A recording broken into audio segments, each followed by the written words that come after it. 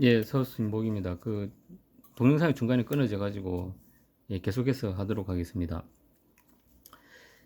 그래서 이제 클럭이 발생하는 고주파 노이즈가 발생하는 것은 이제 그라운드를 분리하고 이제 비드 코어를 써 가지고 이렇게 하라는 게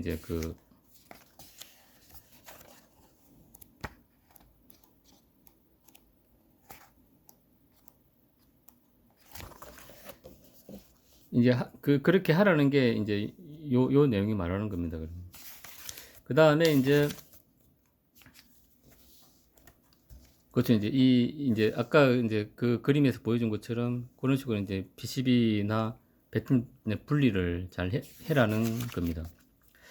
그 다음에 또 이제 한 가지 이제 좀 중요한 것은 우리가 이제 지금 이제 디지털 마이크로 프로세서를 써가지고 이제 모터 제어나 이런 걸 하다 보면은 이제 닫힌 기판을 많이 씁니다. 그러면은 이 고주파 클럭이 있는 경우는 이제 위에 이제 요게 이제 뭐 파워 플랜일 수도 있습니다. 파워 플랜일 수도 있고 뭐 그라운드 플랜일 수도 있는데 여튼 이제 플랜과 플랜 사이에 이제 하면은 이제 어떤 공통 모드 노이즈에 이제 그런 걸 줄일 수 있다라는 겁니다. 그러니까 이제 플랜이 한 개보다는 이제 이렇게 두 개 있는 게 훨씬 낫다라는 겁니다. 그럼 가급적이면 이제 고주파 클럭 신호 같은 경우는 이제 그라운드 플랜과 그라운드 플랜 사이에 넣어놓는 게 좋다라는 것입니다.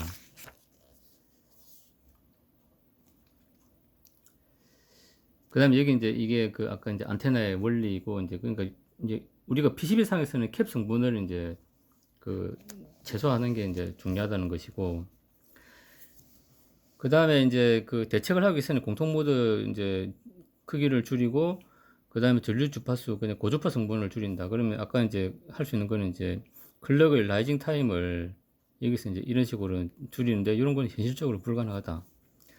그 다음에 이제 가능하면 이제 안테나 동작하는 케이블 길이를 줄인다. 근데 이게 사실은 실무에서는 이걸 사실 적용하기가 좀 어려운 부분이 있습니다. 그러면은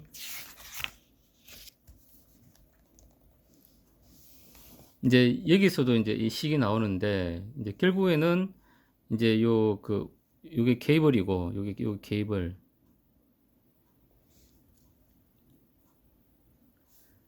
이게 케이블이고 이제 PCB면은 이거 샷이면은 이제 요 분포 용량을 최소화하라 라는 게 이제 요 식이 의미하는 겁니다.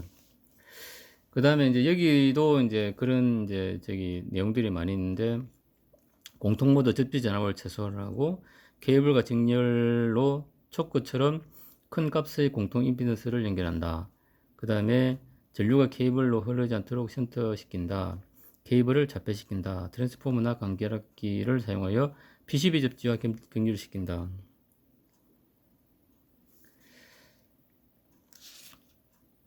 그러니까 이게 이제 우리가 이론적으로는 이렇게 하면 되는데 이걸 이제 사실 좀 실무적으로 좀 하긴 어렵습니다. 그래서 이제 제가 이제 조금 강조하고 싶은 것은 이제 이런 부분이죠. 그러니까 우리가 이제 케이블 실드를 많이 하는데 그 실드를 잘 해야 된다는 겁니다.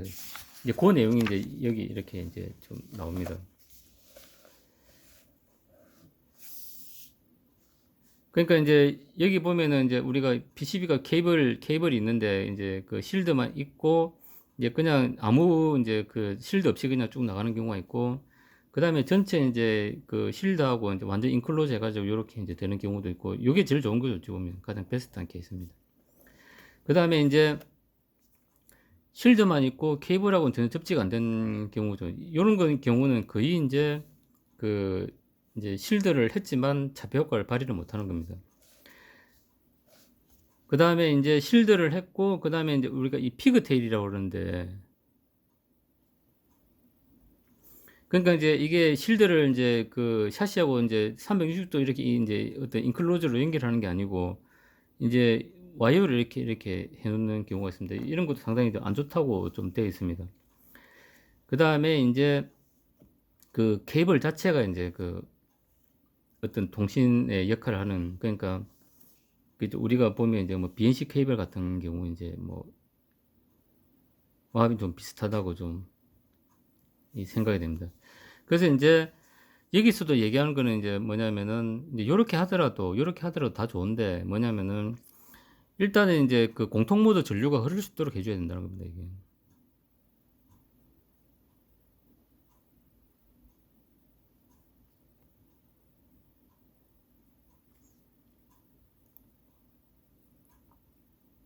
그러니까 이게 자폐만 해가지고는 이게 이제 방사가 안 된다는 겁니다. 이게 그러니까 이제 자폐만 했다는 거는 이제 방사되는 노이즈 입장에서는 그냥 뭐 아무것도 없는 겁니다. 그러니까 이게 전류가 흘러가지고 어떤 그런 이제 저기 그 어떤 자폐 노이즈가 걔를 이제 인지를 못하면은 뭐 이런 경우는 거의 이제 뭐 이 역할을 거의 못하는 거죠. 이제 붕 떠 있는 거 그냥 부도체나 마찬가지입니다. 그러니까 이게 우리가 실드는 이제 뭔가 그 어떤 공통 모드 전류가 흐를 때 그걸 통해서 이제 어떤 리튼 패스 역할을 해가지고 이제 그리 이제 빠지라는 의미인데 이제 이렇게 실드는 했는데 덩그러니 이렇게 이제 그냥 오픈되어 있는 상태면은 이제 요거나 이제 뭐 별 차이가 없는 거죠, 이제.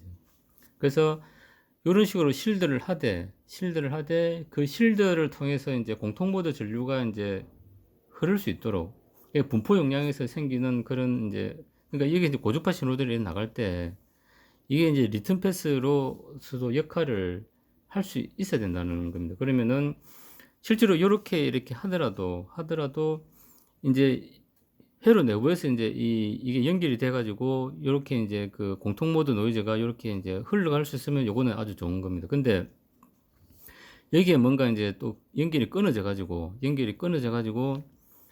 이제 실제로 이 실드하고 이제 저기 케이스하고 열심히 이제 인클로저 통해서 360도 이렇게 접지를 해놨는데 이게 공통 모드 노이즈가 이렇게 이제 흘러갈 수 없는 상황이 돼 버리면은 얘도 이제 완전 무용지물이라는 겁니다. 그러니까 이제 우리가 이제 실드를 할 때 여기 이제 이렇게 돼 있는데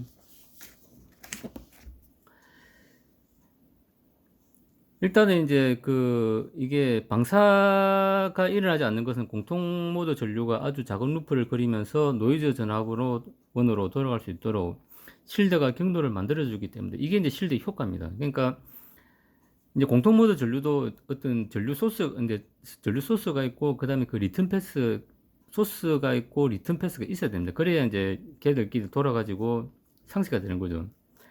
그래서 실드에 전류가 흐르지 않으면 방사를 막는 효과가 없어진다. 케이블의 실드가 효과를 발휘하려면 실드에 반드시 기한 전류가 흘러야 하며 케이블 실드를 어떤 방식으로 정돈하는가가 실드의 성능에 결정적인 영향을 준다. 그래서 우리 이제 보면은 그 실드선 이제 케이블을 통해서 실드선 이렇게 이제 PCB로 연결해 와가지고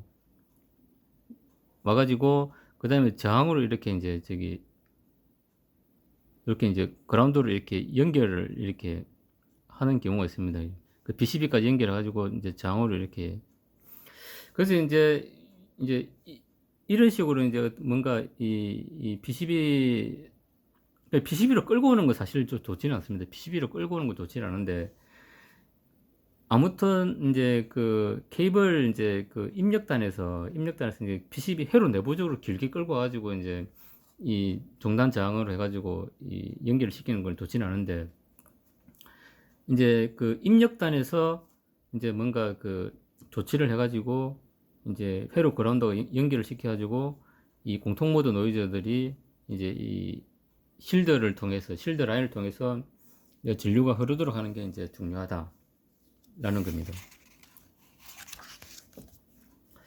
그 다음에 우리가 이제 여기서도 이제 똑같은 개념입니다. 이게 가스켓에 있고 그 다음에 우리가 여기 이제 보면 스탠드오프를 해가지고 이제 샤시와 PCB를 연결을 하는데 이때도 그 이제 그런 실드와 이제 그 공통 모드 전류가 이제 그 흘러나갈 수 있는 그 패스를 이제 만들어 주는 게 중요하다라는 겁니다. 그 다음에 여기서도 이제 나와 있는데 우리가 이제 이게 저기 요거 이제 요거 이제 고주파 통신 라인이라 그러면은 이제 고주파 같은 경우는 그 우리가 이제 저기 보면은 저주파는 이제 그냥 그렇게 이제 나가기 때문에 리튼 패스가 요렇게 둘러 나가도 이제 문제가 없습니다. 근데 우리가 이제 고주파 같은 경우는 여기 이제 소스가 있고, 그 다음에 이제 여기 보면 이제 회로가 있다 그러면은 이제 신호를 요렇게 배선을 했다 그러면은 이제 저주파 같은 경우는 요렇게 갔다가 이제 이런 식으로 다이렉트로 이제 돌아옵니다. 근데 고주파 라인 같은 경우는 요렇게 돌아갔다가 요렇게 이제 자기 이제 준 소스를 통해서 이제 돌아오는 이런 성격이 있는 거죠. 그러니까 이 고주파 같은 경우는 이제 LC, LC 이런 식으로 이제 우리가 연결이 되다 보니까 서로 이제 이제 주고받는 어떤 결합에 의해 가지고 이제 요렇게 돌아오는 성질이 있는 거죠, 이제. 그래서 이제 고주파 라인 같은 경우는 요게 이제 이제 요 라인하고 이제 밑에 요거는 이제 층이 다른 겁니다. 이제 층이 다른데 이제 그라운드는 분리를 해야 되겠고, 그 다음에 고주파 라인은 그러니까 이게 이제 요게 이제 그라운드 패턴이고, 요게 이제 위층에 있는 어떤 레이어라 그러면은 이제 그 저주파 신호는 이렇게 가도 되는데 고주파 신호는 분명히 리턴 패스를 만들어주는 이게 브릿지. 이게 브릿지라고 돼 있는데 이게 이제 리턴 패스죠. 그러니까 이제 리턴 패스를 이제 이런 개념으로 이제 형성을 해줘야 된다라는 겁니다. 그래야 리턴 패스가 없으면은 이게 이제 그러니까 리턴 패스를 만들어 줘야 된다는 리턴 패스가 없으면은 이제 만일에 그냥 예를 들어 이제 리턴 패스 없이 뭐 잘라놨다 그러면은 얘가 이제 왔다가 이렇게 가야 되는데 갈 구멍이 없으니까 이제 공중으로 이렇게 날아가지고 이제 그 복귀를 하는 겁니다. 그러다 보면 이제 방사능이 생긴다는 거죠.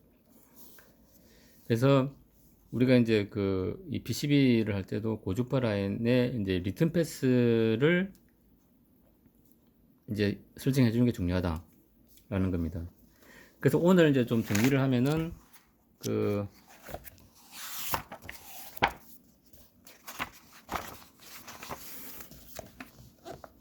일단은 이제 크게 이제 요 회로가 되겠습니다. 그래서 이제 이 차동 모드는 이제 루프를 줄여주는 게 중요한데 그 하나의 방법으로는 적절한 이제 디커플링 캡을 IC 가깝게 이제 배치함으로써 이제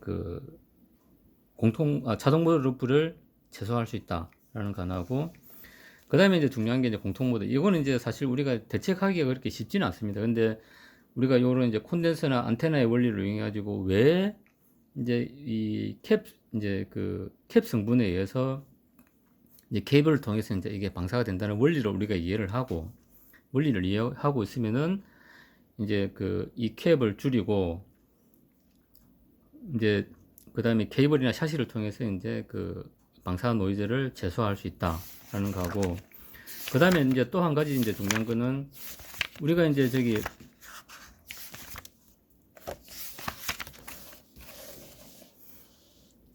그래서 이제 실드를 실근했는데 왜 노이즈가 나오지라고 이제 우리가 또 이제 EMI 대책을 하다 보면 이제 좀 궁금증이 많이 생깁니다. 근데 이제 문제는 뭐냐면은 실드를 해놓고 이제 그 실드로 전류가 전혀 흐르지 않도록 이제 해놨다는 겁니다.